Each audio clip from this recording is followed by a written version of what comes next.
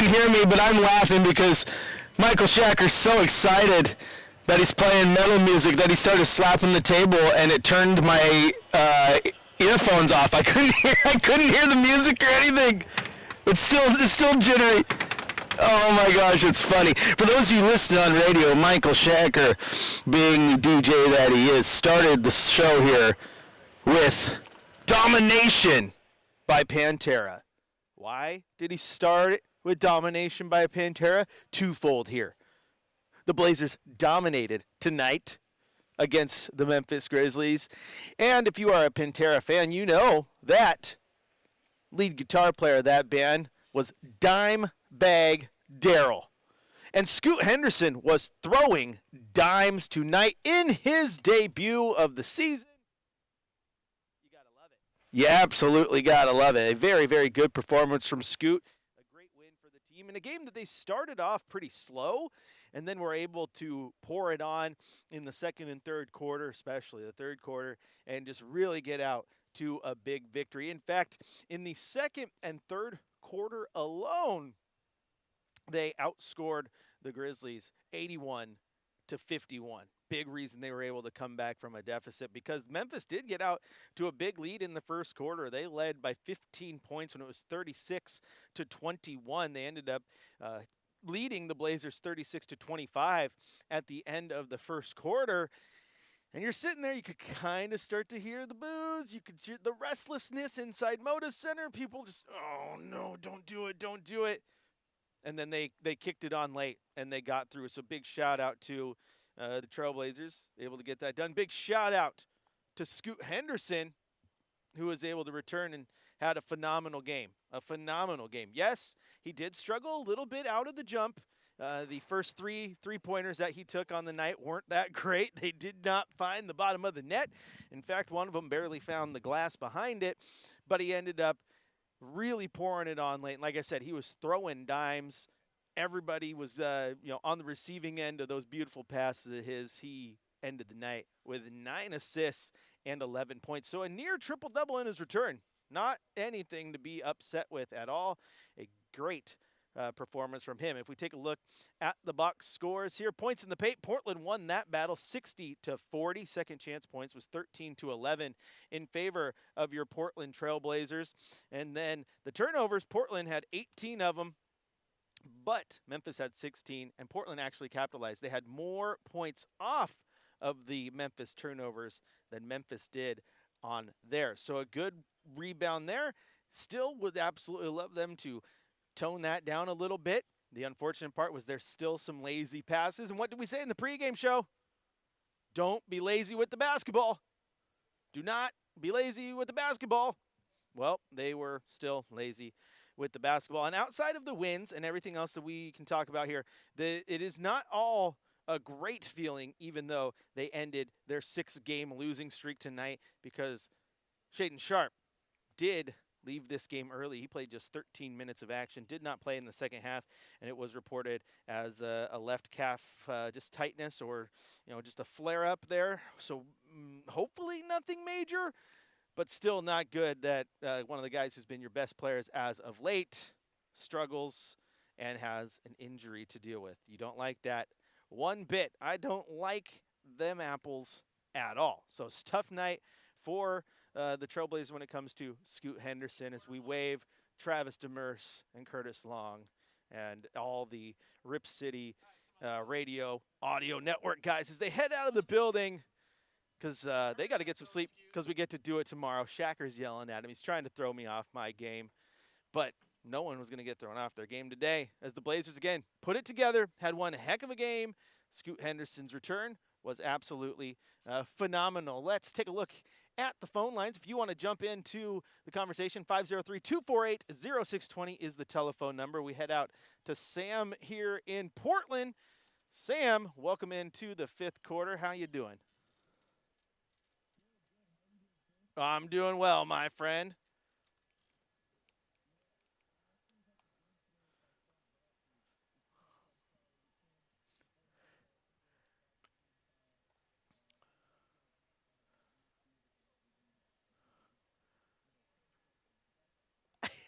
Hey, I'll give you points for trying. I was going to say,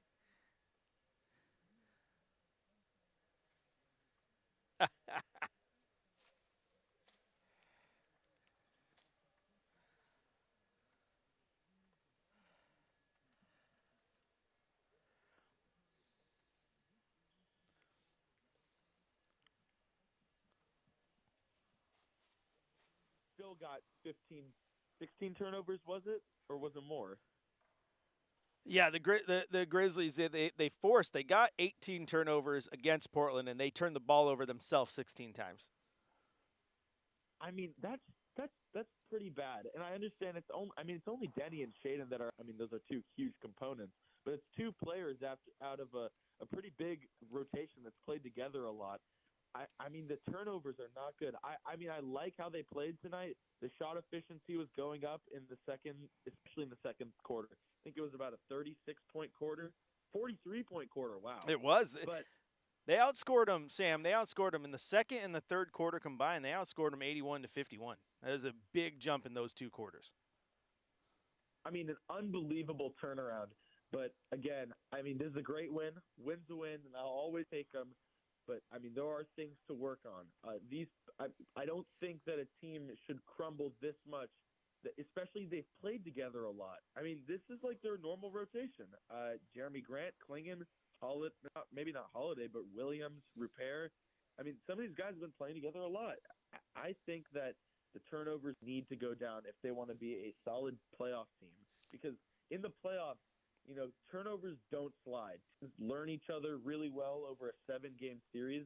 And if you win based on, you know, shooting percentage going up spontaneously, that's not a recipe for success. So going forward, the last 30 games of the season, I really hope to see some really careful passing.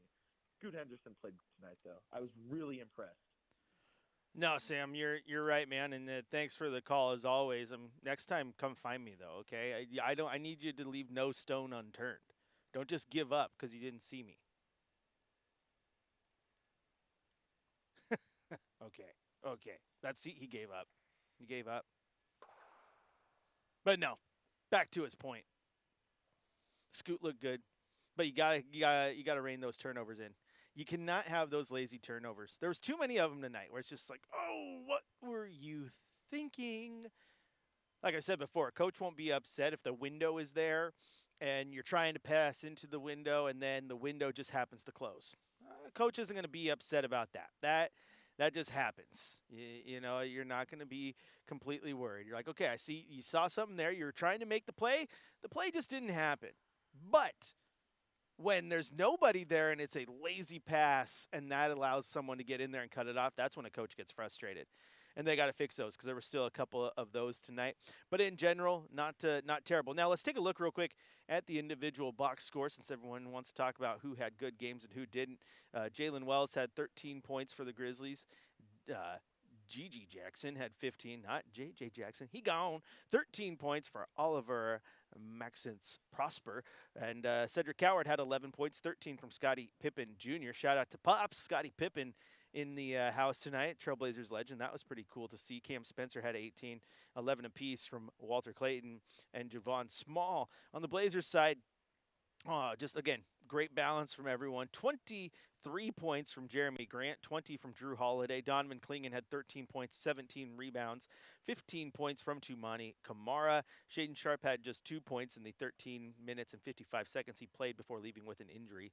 City Sissoko, 9 points, 11 points from Vit Krejci and Scoot Henderson. And I asked Coach about it in the post-game presser, like, hey, Coach, so, 2 games in now, and, Vit is a very good three-point shooter. Have you noticed teams guarding you differently when he's on the floor? And, without hesitation, he's like, yeah, he has gravity, and people have to watch for that. And, he played great tonight, and he did.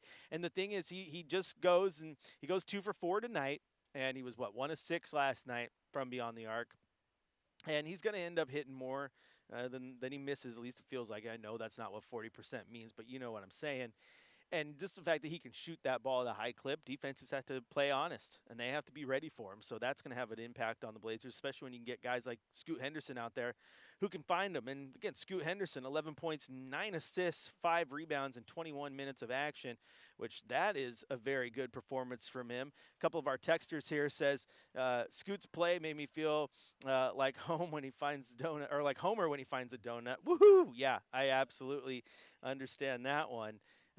Homer enjoys a donut. It puts him in his happy place. Well, when Scoot Henderson is out here dishing dimes, puts you in your happy place too.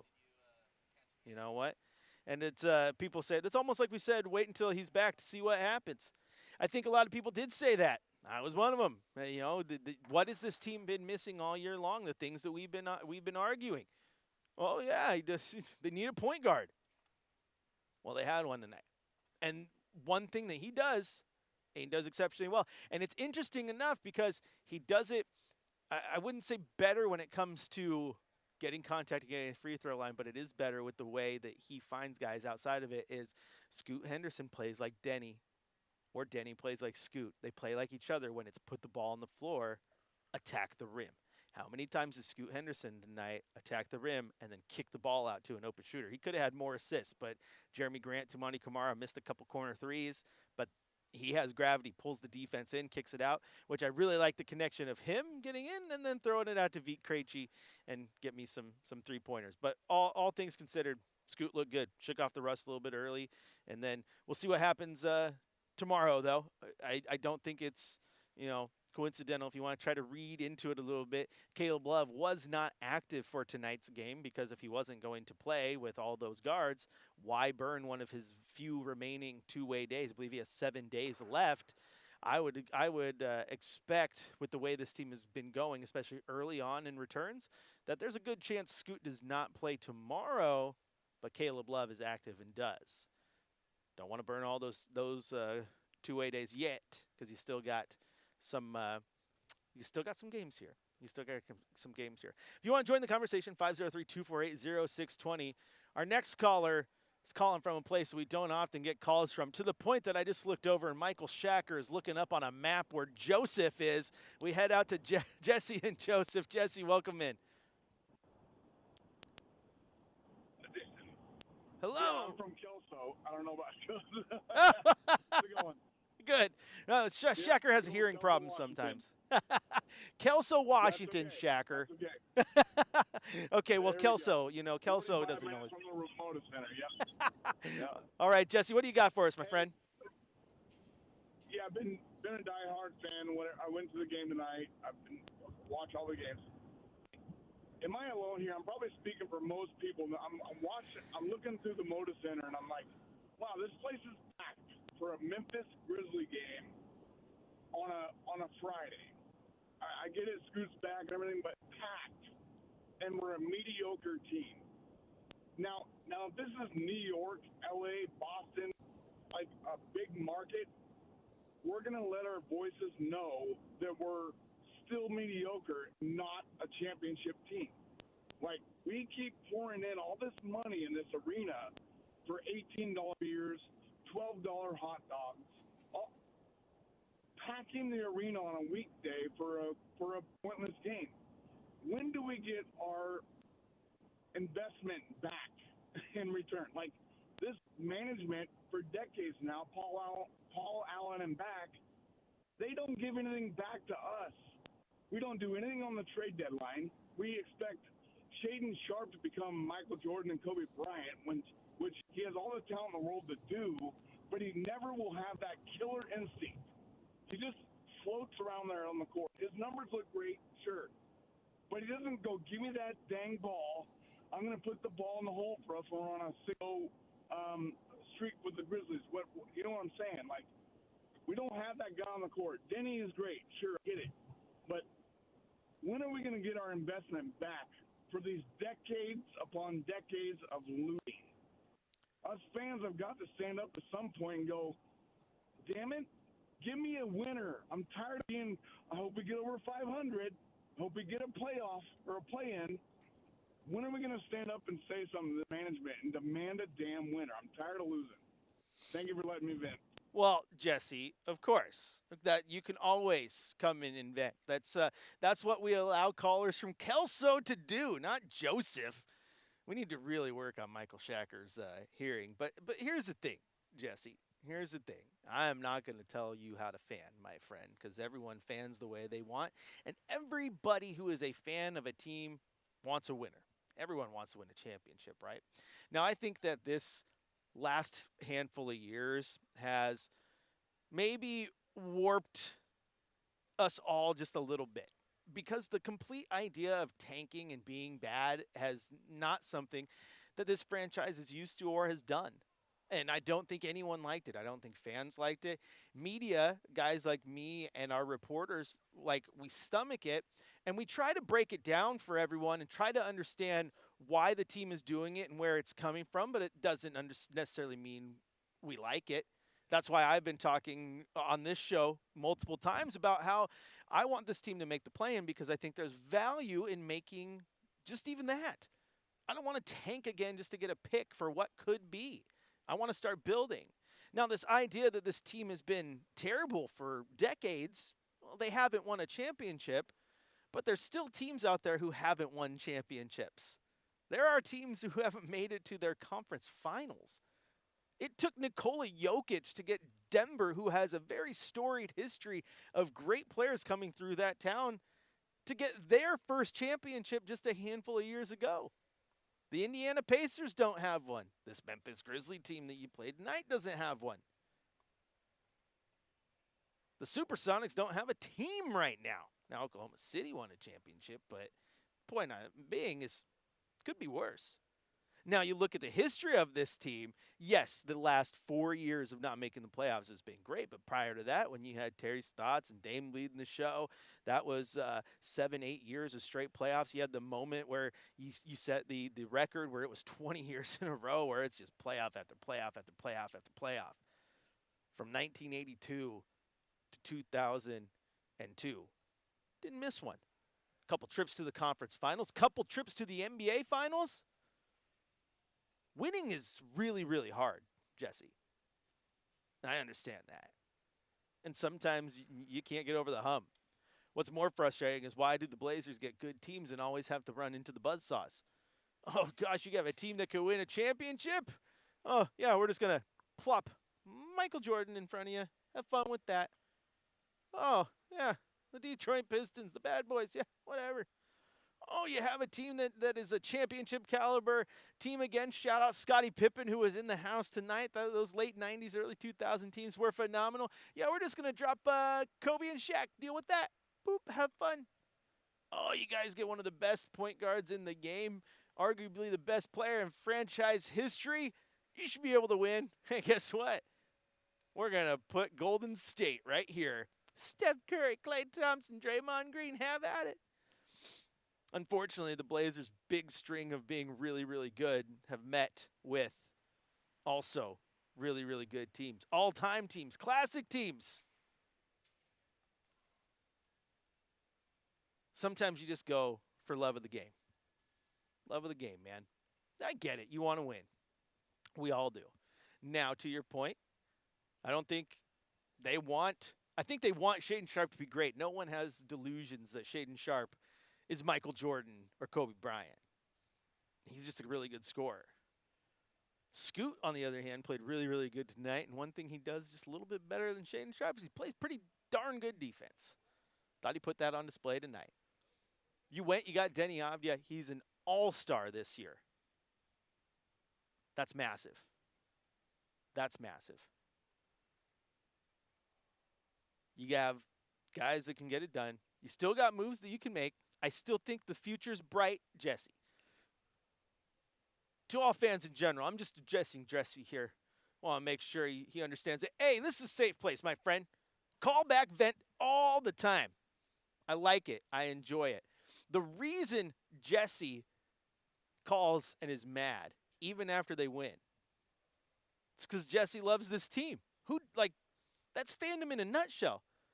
Every fan sometimes, I'm not saying you did, Jesse, I'm just saying, because I've had plenty of conversations with fans over the last few days with the trade deadline.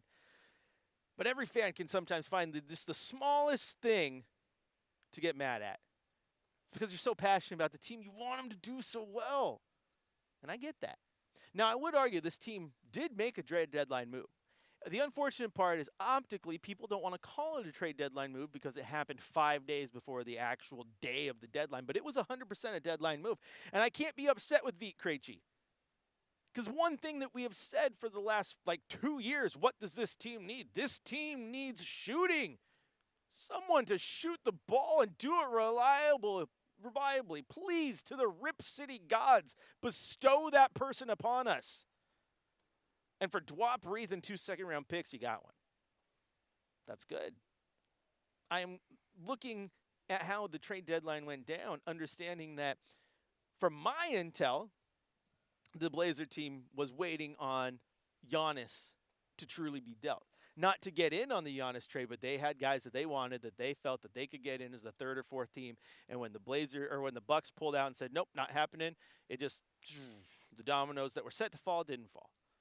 And I don't think they just didn't want to make a move just to make a move. The incentive to get off of Drew and Jeremy or any of those big contracts is not huge right now, especially with Denny's contract being so great, with Dame coming back on a super friendly contract, Shea and Tumani getting signed to those deals that are definitely team-friendly in the long run.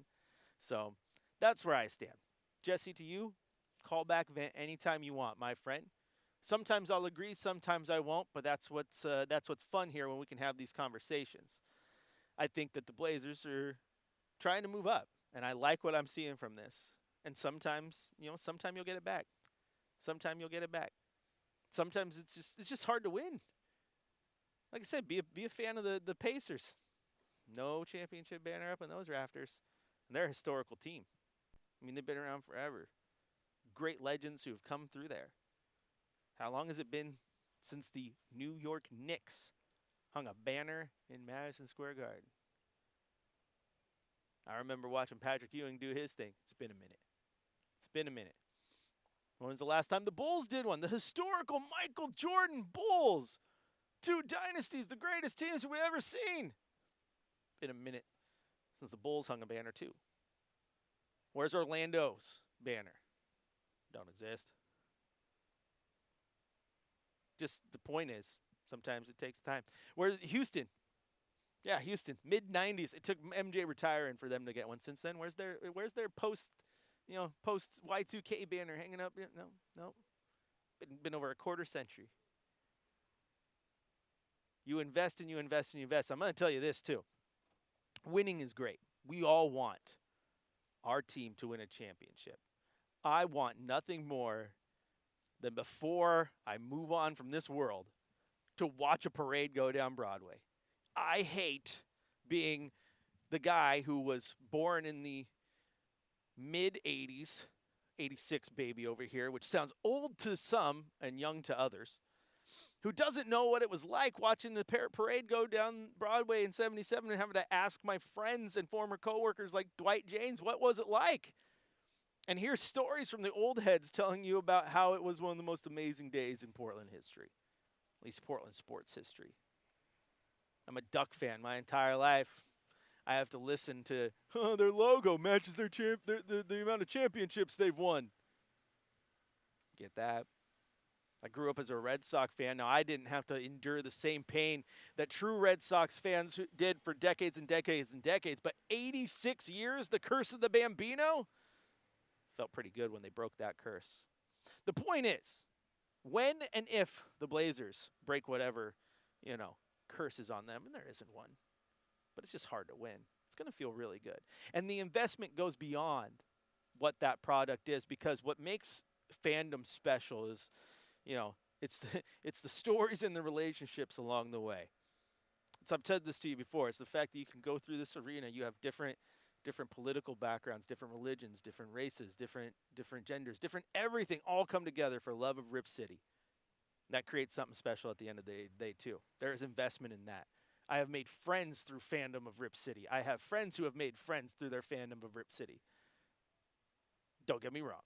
We all wanted to pay you back with that dub, with the one day that you get to sit in Moda Center or a new arena somewhere and watch them hang the banner that says, World Championship, but the first number starts with a 2, not a 1 and a 9 like the one I'm staring at right across the way.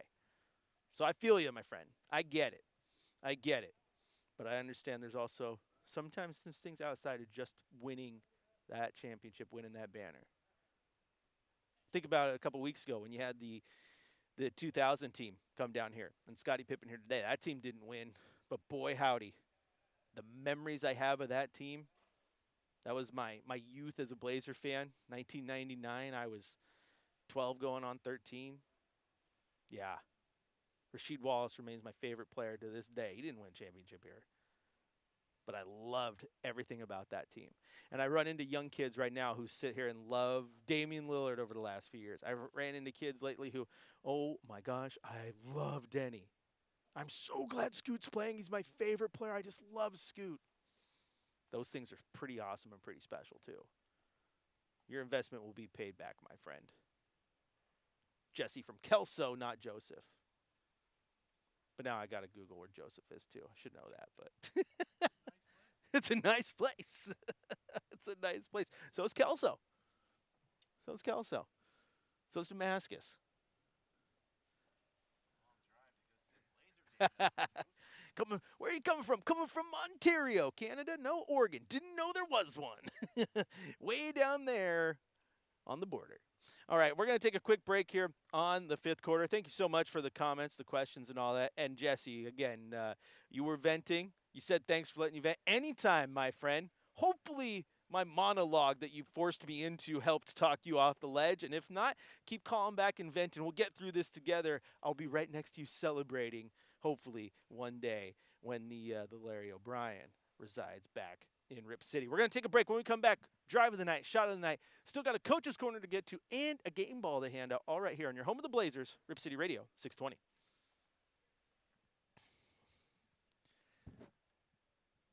All right, commercial break. Let's look at these chatters for a second. Thanks, everyone. Tune in. Let me go on my that was a very long answer, so shout out to everyone who stayed tuned in for that. Ryan says lots of people aren't old enough to remember the early 90s with all the kiosks selling merch on the side of the road. The whole city caught up in it. That's a thing too, man. Like the city will, like the city's heart will beat with Rip City. Because I've always talked about how when the team is down, you can feel it. When the team is great, you can feel it. And yeah, vibes are good. They need to be good. But when you feel it around the city, that's awesome. It's really awesome, and I want to feel that again. Absolutely.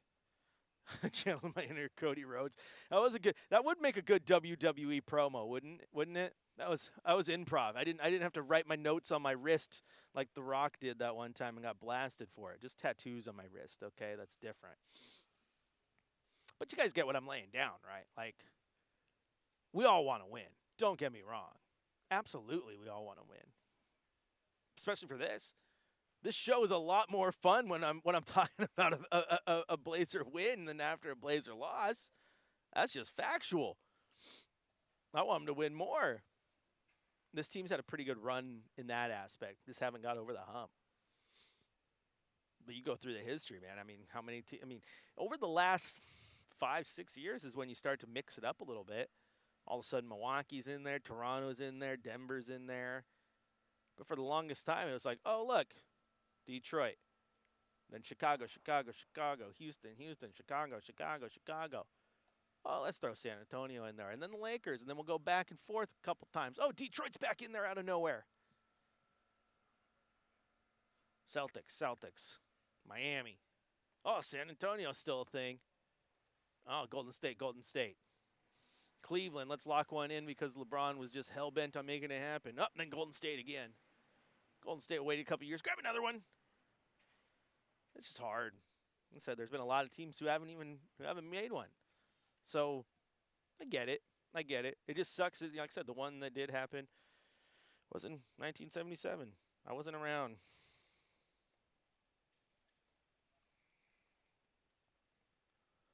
Let's see. Dude, Utah, no championships. Indiana, no championships. Brooklyn, no championships. The Clippers have the longest championship drought. 1 minute. Minnesota, New Orleans, Phoenix. Clippers have never made a finals appearance. So, could be worse. You could be the team who's never made a finals appearance and then just traded two of your best players at the trade deadline. All right, we're going to take a quick break. I wasn't going down like win by win. I knew I was going to miss a few. My memory escapes me sometimes. But, yeah, Dallas wins the one in there. LeBron lost to that team. That was a little wild.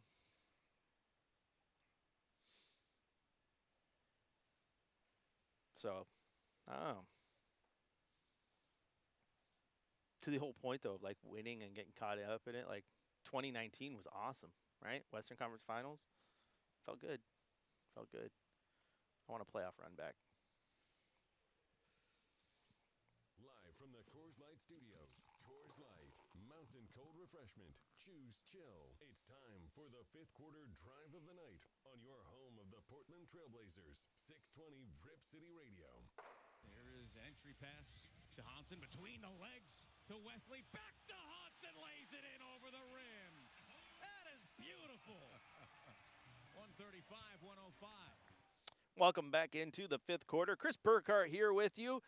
If you want to join the conversation, 503-248-0620 is the telephone number. You can hit us up on the Rip City Radio text line, 88528. And, of course, you can go to youtube.com, type in Rip City Radio, and join the chat there. Thanks to everyone who listened to my monologue. I had to laugh at the YouTube chat who said that was like a WWE-style promo. Listen here, Jesse. When you and I meet at SummerSlam in a couple months, I'm going to tell you what winning is all about. That was I don't know why Jesse, I mean, I guess I know why. Jesse automatically made me do a, like, really, really bad Jesse the Body Ventura impersonation. I thought you were Vince McMahon talking to Jesse Ventura. I was watching that Beyond the Mat Beyond the Mat, because that's on, and so is Wrestling with Shadows. You can find him on YouTube. And I always remember, he's gonna puke. He's gonna puke. Oh gosh, he's gonna puke. like Vince McMahon. Oh my gosh. Oh, those were the days. Those were the days. Those old attitude eras. But yeah, that was like Jesse the Body Ventura. I'm gonna show you what it's like to be a winner. Well, look at one at least. It was like Psycho Sid right there. Everyone knows that, what is it? I'm twice the man that you are, and I have half the brain that you do. Like our Scott Steiner math. You take your 25% and my 33%, and that means you have a 44 and 5/3% of winning a sacrifice, or something along those lines. Point is, thank you for listening to my answer to Jesse, and Jesse is very, very on point too, because again, fans want to be invested in this, and they want the payoffs, and that is winning. But I will say, like I said this earlier on courtside, or excuse me, on game day, and I truly want to stand by it to let you guys know this, because I was going on a rant about the moves at the deadline and the things that I like. I said I am not carrying water. I have never been asked to carry water for the team. I don't get paid by the team. I don't carry water. Not to mention, I have a bad shoulder. I'm a bad water carrier. You shouldn't trust me to carry water. By the time I got to your destination, the bucket would be out of water because I would have to dump it out a few times to have enough strength to get to where I was going. So, yeah, I'm not carrying water. I'm just telling you how I feel from the perspective of forced to break this all down a little bit and forced to disassociate the fandom from it sometimes to try to analyze why moves happen. And I've also seen some media members talk about the whole like, oh, well, look at that. They saved and they got under the tax. And fans shouldn't worry about that. And that I'm gonna agree with. Like, you should not care. Oh, cool, my GM saved money. Like, no, like, I want the payoffs in those trades and those things to happen. But the Blazers needed one thing at the deadline more than anything. It was shooting. That has been one of their biggest weaknesses this year. They have been the worst three-point shooting team in the NBA. They needed to improve that. They gave away their third-string center and a couple second-round picks, which second-round picks are fake. They don't exist. You can grow them on trees. They gave that away for a guy who shoots 40% for his career and has already shown how he can change the offense. I like that. Good move. I also like not making a move just to make a move. Of course, everyone's sources are different, but mine are that the Blazers were fully ready to jump in on a Giannis trade. Not necessarily get in on getting Giannis, but looking for those auxiliary pieces they could bring in to get off some of that money, bring in more talent around them. But I look at this team right now. I look at tonight. I look at the way Scoot played. Great. Keep that up. I look at the way that Vit Krejci can shoot. Great. Keep that up. I look at Toumani Camara playing both ways. Great. Keep that up. I need to still see more from Shaden Sharp at times. Offensively, he can absolutely kill it, but defensively, lots to be desired. Sometimes not locked in all the way. That was a point that Jesse made in that call. I will agree with that. Jeremy Grant feels like he's on his way out at some point. Drew Holiday, I don't necessarily think they have to get rid of. Robert Williams, I can see a future for. He's great. Donovan Clingan, I need to see more from. The rebounding ended up being great tonight. Started out slow. Offensively, still a lot to be desired. But I look at all these, I'm like, oh, and you throw Denny in that, and you get Dame next year. Give me Denny Avdia running downhill with Dame on one side and a guy like Vit Krejci on the other. I like that lineup. There's a very, very good possibility by the time Damian Lillard hits the court next year, he's playing with one of the best teams he's ever played with in a Portland jersey. Not ready to say the best yet. Those early teams, 2014, obviously. Wes Matthews doesn't blow an Achilles. That team was phenomenal. But I like where the team's going. I really do. Oh, well, if they didn't make a trade, they didn't get Giannis, they didn't get anyone else out there. Sometimes not making the trade might be the way to go, too. Keep in mind, the reason Portland was rumored in just about every single trade was because of the value of those draft picks that they have. So if you trade them and get something in return, it better be something good. And if you don't trade them, you have very, very valuable picks heading into a draft in the future. It's not a bad place to be. Keep building. We'll see where this team sits as they continue to move through the year. All I know is Sean, who just got one game closer to buying me lunch, because I told you that from this game forward, this team's going to finish above 500 the rest of the year. Well, they got one win, one step closer. I predicted at the beginning of the year they're 41-41. I still think that can happen. This is the fifth quarter. If you want to join the conversation, 503-248-0620 is the telephone number. You can also go to youtube.com, type in Rip City Radio, and join the chat there. Or hit us up on the text line, 88528, where one of our texters says, oh, Lord, Clippers traded away Harden and Zubac and now appear to be tanking, and OKC has their draft pick this summer. Now I'm mad. Oh, yeah. So, good job. Good job to the Oklahoma City Thunder. They have really they've cracked the code. They have cracked the code. Oh, let's just go win a championship and then have more draft capital than just about anyone else on the face of the planet. Yeah, Sam Presti knows what he's doing. Let's just put it that way. He knows what he's doing. And Ryan says, "You're jumping in the ring? Was that real?" No. I would get hurt. I'm too small. I guess I can't say that. However, I'm not as athletic as a Rey Mysterio Jr. So, yeah.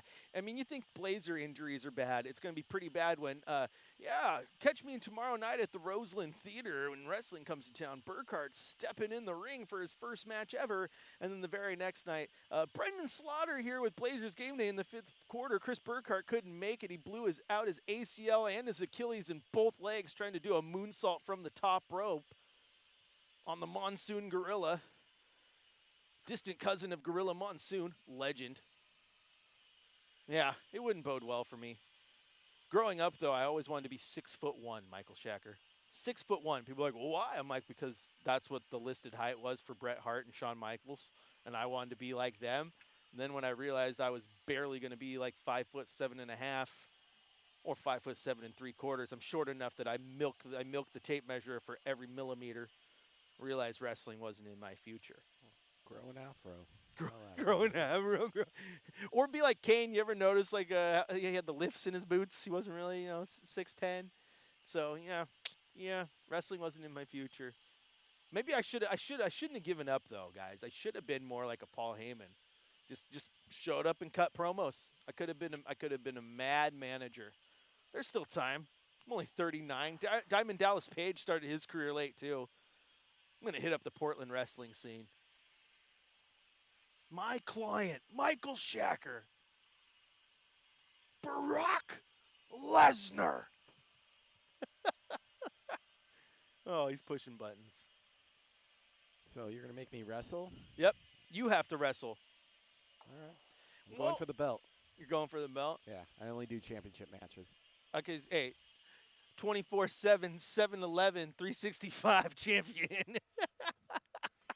Or you can be a hardcore champion. I can see it. I can see it. I was always more of a cruiserweight. What do you mean? Jimmy says 6'1" is basically 3 Chris Burkhardts tall. I don't know what you're talking about. I'm going to let the hair down, get it out of the man bun. I'm going to let it down. Just need to get a little Lucha Libre mask. I'll put off Juventud Guerrera vibes. That guy was awesome. Psychosis. People tell me I have a face made for radio, so I would probably have to lean into the Lucha Libre a little bit. Would you be considered like one of Rock's cousins? Yeah, I'm pretty sure this tattoo that you see if you watch on YouTube or have met me, this big, awesome Polynesian piece that I got from my boy Ricky down at Local Boy Tattoo in Vancouver, I'm pretty sure that does automatically make me a member of the bloodline.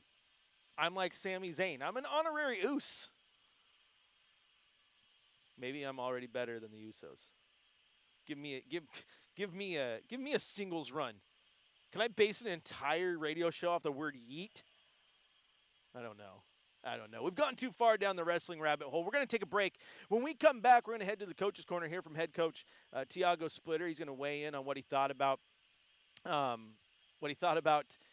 Scoot Henderson, what he thought about Vít Krejci in his second game, and obviously what he thinks about the team moving forward. Some good answers from him. We also hand out a game ball and then put a bow on this one because you got to be back here tomorrow to face the same Memphis Grizzly team, as Yogi Berra once said. It's deja vu all over again. But before we go to break, it's time for our shot of the night.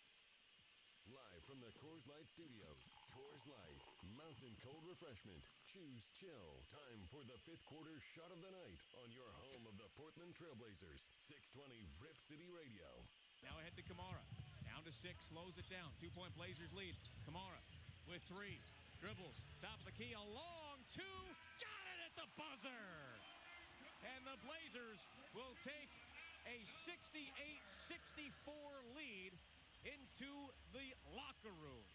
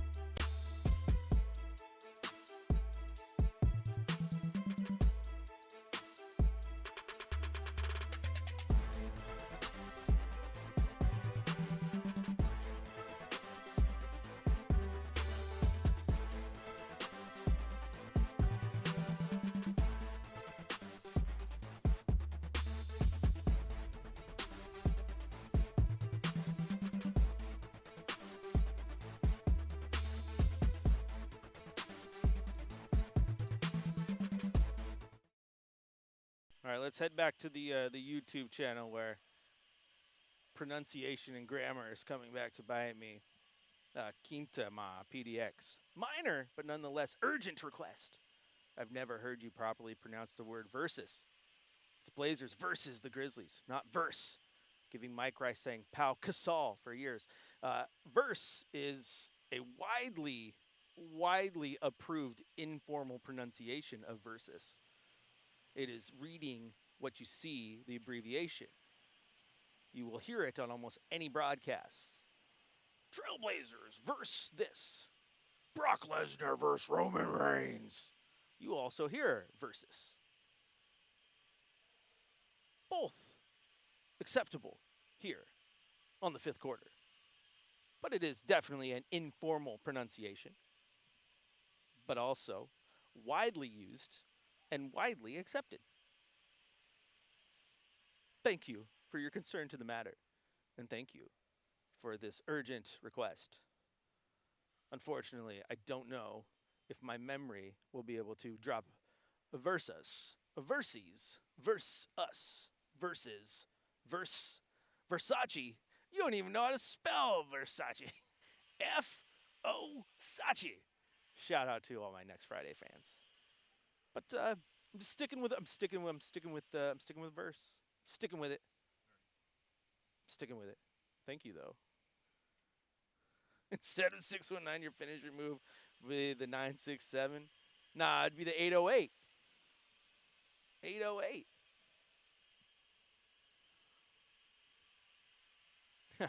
Ryan, thank you. Maybe we'll talk about it when we come back, or on the next break.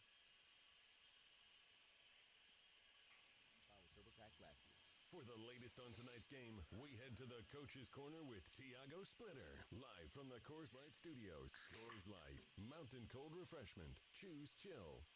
Welcome back into the fifth quarter. Chris Burkhardt here with you, breaking down this beautiful victory from your Portland Trail Blazers over the Memphis Grizzlies, 135-115. Time now to head down to the Coach's Corner. Let's hear from acting head coach Tiago Splitter. We started a little bit rusted, but was better throughout the game. Found confidence. Was aggressive on defense. Brought energy. Pushed the pace. Made some shots. Of course, still room for improvement, but just good to see they're competing and helping us get the W. What happened to Shane? Do you know? He fell a little bit his calf again. I'm not sure how bad it is, but we decided not to play anymore after this halftime there. What were some of the things you guys were able to do tonight, particularly in the second half, that was able to let you guys extend that lead up? Yeah, I think defensively, we were able to guard them better and stay home. A lot of it when Prosper were driving our fives and they have shooters all over, cutting, moving. And I think we did a better job off the ball. Our head was in a swivel, and we got it better. That was the mistakes that we made in the first quarter when they scored 36 points and 8 threes, I believe, or something like that. But we were making those mistakes, and I think we cleaned up that in the second quarter. And from that moment on, we had a better defense. What do you think the game Donovan had tonight? Again, he explored the rebound part. Explored that they didn't have a big to box him out. Finish around the rim well. Again, protected the rim. That's the DC that we expect every night. It's not an easy job to do, but he moved also better. He was higher on screens, on shooters, contested shots. Even when Prosper shot the ball, he was contesting shots up in the three-point line, so moving a little bit better, and that's what we asked him to do, be a little bit more mobile there and do both, contest shots and protect the rim.